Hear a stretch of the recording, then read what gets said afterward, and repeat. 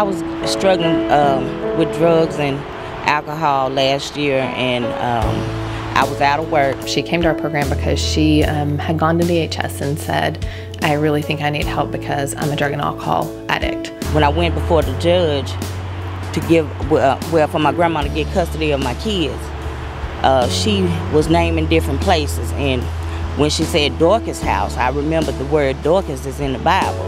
So I felt like maybe God telling me to come here.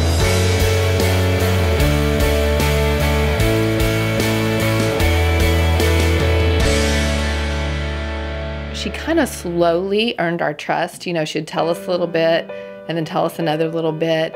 And then finally, one day she came in and she said, I was trying to tell her something, and she said, I don't mean to be rude, but I can't hear you. And she said, if you could just speak louder. And I said, well, do you have hearing problems? And she said, no, I hear voices. And the problem is right now they're really loud.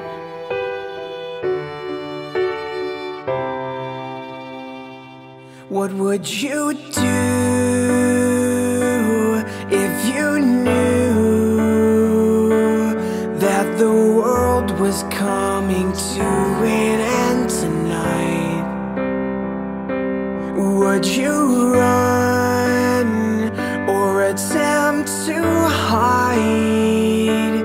Would you fall down to your knees and pray to God that He'd provide a way for us to survive?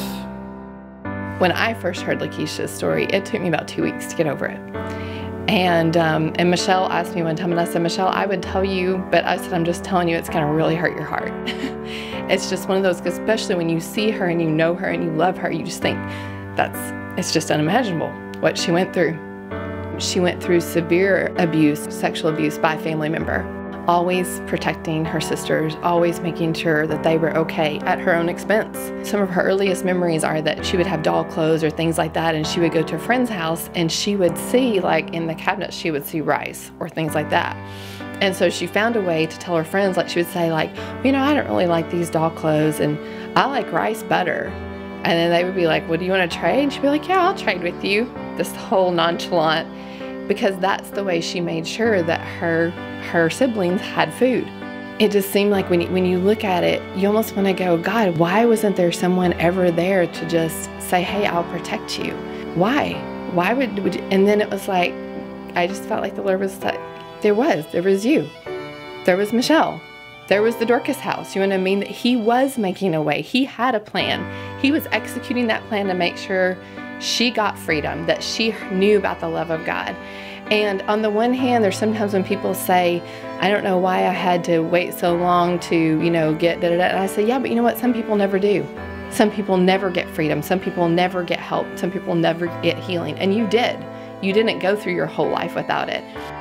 By me coming here, it turned out to be a good thing. I started learning about God, and I'm sober now. I've been sober since April of last year. And my children have been able to come and stay with me since I've been here. Dorcas and Michelle, they are very good people, and they really helped me to keep good contact with my kids. I was afraid that I wouldn't have no time with them during this time period. But Dorcas made a way for me and my kids to be together.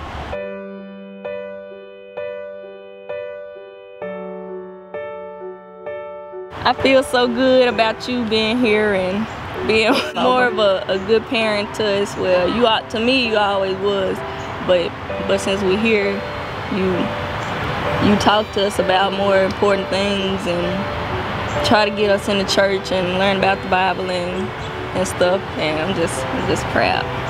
Thank you. That make me feel so good. It's the end of the world, the end of the world. No, I'm not afraid to die. I just want to say goodbye to all I know, because without them I know I could not survive. I've been blessed with more than most could want in life.